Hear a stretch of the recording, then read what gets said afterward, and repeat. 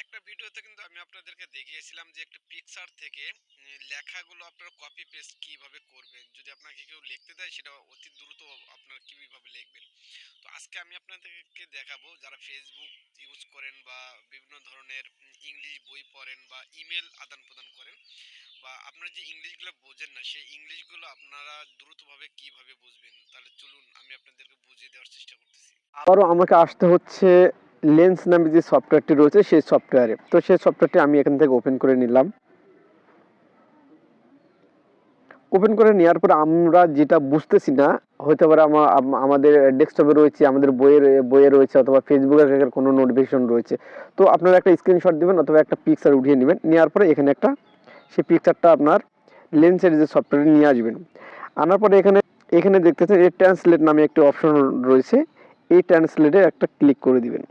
তাহলে দেখবেন এগুলো সবগুলো বাংলা হয়ে যাবে। লিস্ট থেকে যে বাংলা হয়ে গেল, আপনারা এই বাংলাটা পড়ে আপনারা বুঝতে পারবেন যে এই ইংলিশের মানেটা কি হবে।